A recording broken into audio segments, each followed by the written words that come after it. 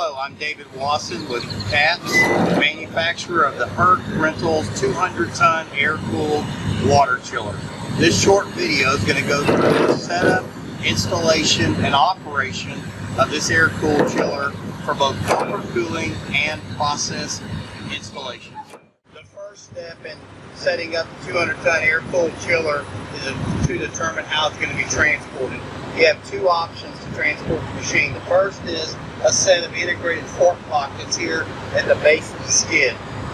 The second option is we have an overhead lifting certified stacking cage. Each corner has got a lifting pad eyelet there. The machine can be lifted in a single point lift from all four corners. All the bracing is necessary here to have the certification. The machine can be moved with either a crane or a forklift. Please note that the weight of the machines is always located on the stainless steel tag at the bottom corner.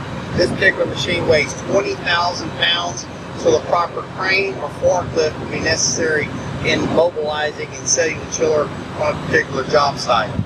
Please note that when you do set the machine on the job site, that you need to make sure that it's on a level, stable ground that can hold the 20,000 pounds of weight. For safety, the machine is marked clearly with center of gravity on all four sides. That's going to be necessary for lifting it overhead with cranes or with a pick truck. The next step in our setup is going to be to verify the power requirements. The MCA, or minimum circuit ampacity, required to run the entire assembly with integrated pump is clearly labeled here on the CAPS data tag. This particular machine takes 379 amps of power, and the MOCP, or maximum overcurrent protection, is 450 amps. We also have clearly identified a lifting diagram here beside the panel, and both the main chiller has an integrated circuit breaker in it as well as the pump. So all of our internal electrical components of the machine are protected by high voltage line size breakers. You'll only have to protect the cable coming to the machine either from a generator or from the permanent power source. Okay, now that we've verified our power requirements being 379 amps, it's time to hook up our main cam lock power. Now please note that on the 200-ton chiller, it requires a parallel feed. Each one of the number 4 DLOs are rated for 400 amps. A lot of the plants derate these by 20%, which would only give us 320 amps. So we've designed the chiller to have a set of parallel cam locks in here, which requires a double feed in order to meet the plant requirements. So I'm going to start by removing the dust caps and the moisture shields here off the cam locks. And you'll notice we've got two sets. They're back to back and they are offset, so it makes it easier to be able to hook them up. We're going to hook up the first set of cam locks, and you're always going to hook up your ground first. That's for safety. We're going to go to the back set here, and we're going to hook up the ground first, and then proceed with L1, L2, and L3. Okay, we've completed hooking up both sets, so we're in a full parallel configuration here with L1, 2, 3, and our grounds here. The next step is going to be for us to energize the power. We've removed our lockout tag out from our permanent power source, so the cam locks are hot now, they are energized. We're simply going to take the main circuit breaker here on the chiller, and we're going to roll it around and turn it on. And you notice that we've got a power light here, but we also have a phase incorrect light. That indicates that two of our phases are backwards, they're out of phase. There's a phase monitor inside the machine that prevents it from starting in reverse rotation. So we'll need to first turn the power off here at the chiller. We'll lock and tag out our power to our permanent power source, and we're going to have to swap two of our phases, A and B phase. Please note that you never change the cam locks while the cable is energized. Okay, we've reversed phase A and B as indicated here with L1 and L2. We've removed our lockout tag out from our permanent power source. Our cables are now energized.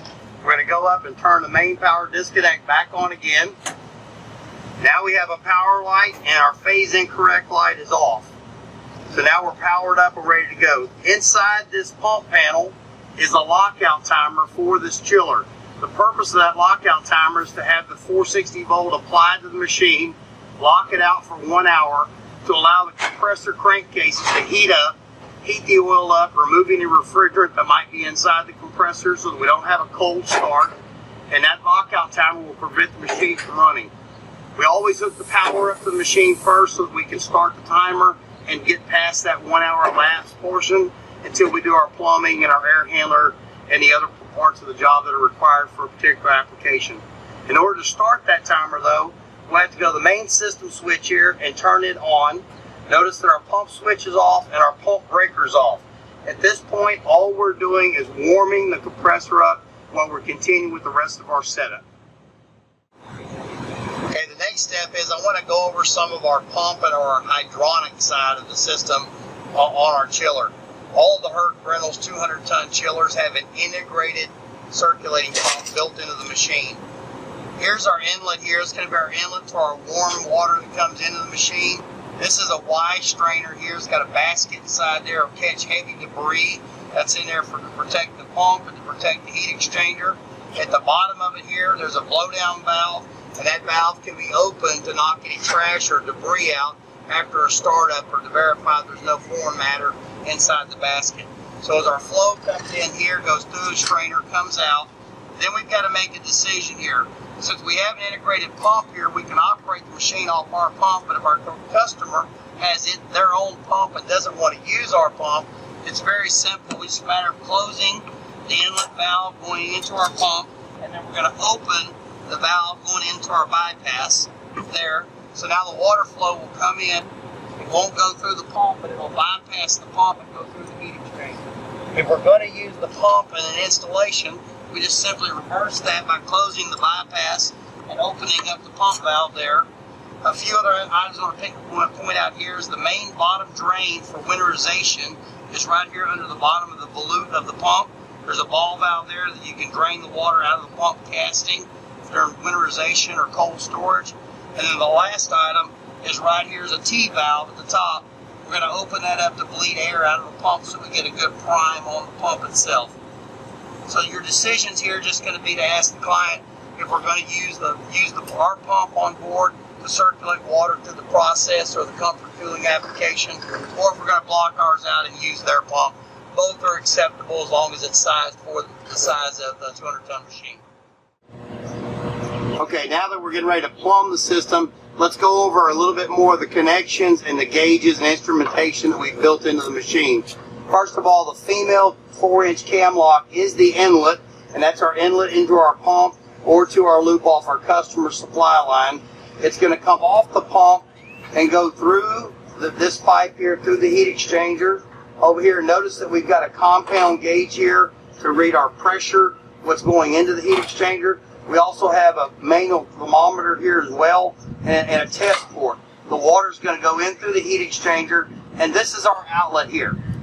Main outlet, it's got a male cam lock on this, so this is going to be our cold water going to our air handler or to our process chilling application. This is our balancing valve here. This is where we're going to regulate flow. If we need less, we'll be closing it. If we need more, we'll be opening it up. We also have compound gauge here as well as another thermometer here on this side, and this will handle us as far as our setup for balancing the water. So the last item I want to cover while we're here in this shot is going to be this is our differential pressure switch, or better yet known as our flow switch. There's a hose going across the low side of the barrel and the high side of the barrel. As long as there's differential pressure, meaning full water flow across the heat exchanger, that creates a pressure differential that makes the switch that proves and tells the chiller, I have flow, I'm safe to run. Anytime that we lose water, have air in the system, or any type of abnormality during the setup, if you have that process, we do not have differential pressure across there, this switch is a lifesaver and will shut down the chiller and await for a service call. Okay, we've hooked up our 4-inch quick connects on both for the inlet and outlet of the chill water flow. Now it's time for us to hook up our fill line. This is a 3/4-inch garden hose connection. We're going to hook it up to the valve here that has the check valve in line right there. This is a ball valve. Now we've got the water on here. We're simply going to turn the water on, and we'll be filling our system here. This is the drain valve over here. We'll be using that when we take the chiller and remove it off the site. We'll use that as our low point drain. But as we fill the system up, we're filling from the bottom of the barrel with the vent line open. There's a high point vent that's opening, and we're filling from the bottom to push the water up and push the air out. And that's the whole point of us filling from the bottom of the barrel, to get the air out of the system. No, you can't have any air in the system when you have a chiller because you can't have any heat transfer. Okay, we've got our system completely filled now. We're at about 45 psi according to our gauge here, which is fine. 40 to 55, 60 psi is a good starting point. We've already circulated the water through our hoses, our air handler, and our pump, and it went through a process of bleeding air. Every time we turn our pump on, we stir the water through the system. All the water falls down, all the air goes up, and we go to our high points and bleed out the air. So your high point's going to be on the chiller. There's a high point bleed on the other side, clearly labeled. You open it up, and that'll pull the air off the top of the heat exchanger. Okay, we've cycled our pump several times as we filled it up. And this is clearly labeled high point bleed. It's opposite side of the fill line. If you open this valve here, it's plumbed to the top of the heat exchanger, and you'll hear immediately that we have air there.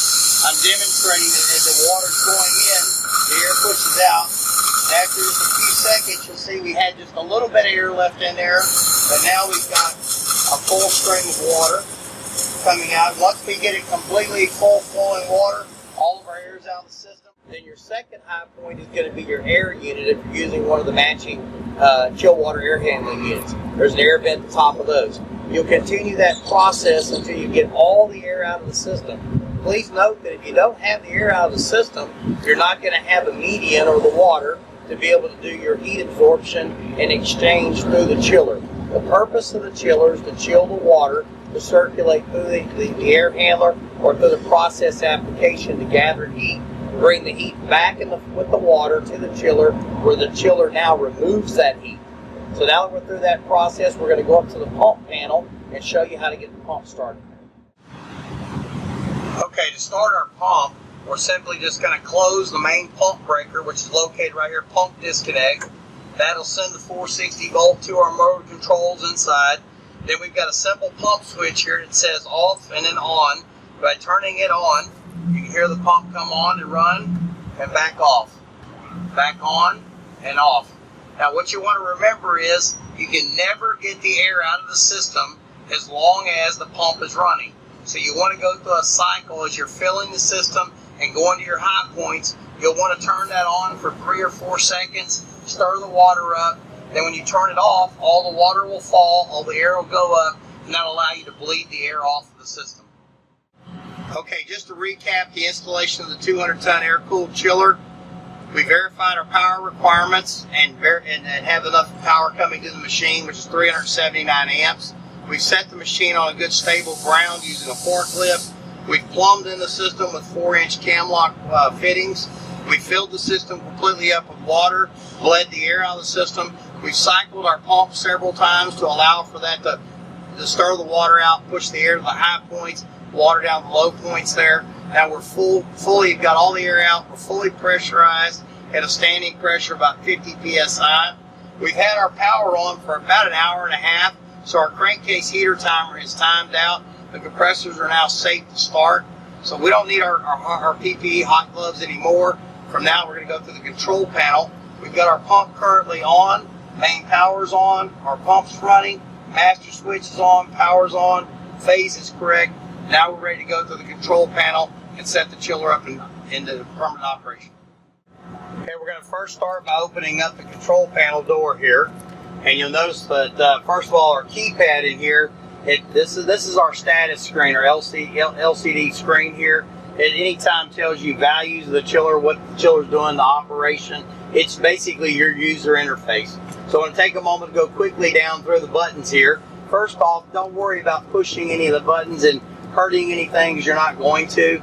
You just go back to your main status, and it tells you right now that the unit status, unit switch is in the off position. That's this switch here. That's that unit switch.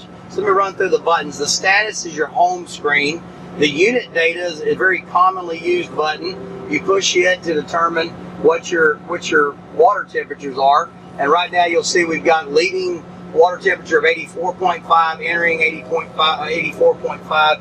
That's a good troubleshooting point there to note that both sensors are reading the same value, indicates both of them are in a healthy state, because we don't have the the chiller running right now. But once you're into the user data menu, you can simply just arrow down, and it'll tell you the ambient temperature is about 91 degrees out here. That'll tell you your system number, your pump is running. Again, this is just data here, nothing to change. Same thing with system 1.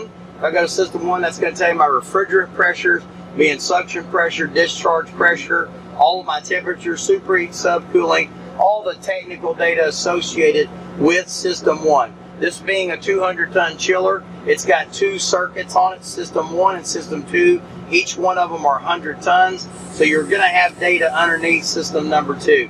System 3 and 4 for larger tonnage chillers, so when you push those buttons, there's no data available because it doesn't require a 3rd and 4th compressor there. The VSD data is your variable speed drive data, and then this is where your hertz are going up and down as it's commanded off the variable speed drive. This machine does run completely off variable speed drives, allow for infinite temperature control. Then you've got your operating hour and start counters. All that does is count how many times the machine started and stopped, how many hours the compressors have ran.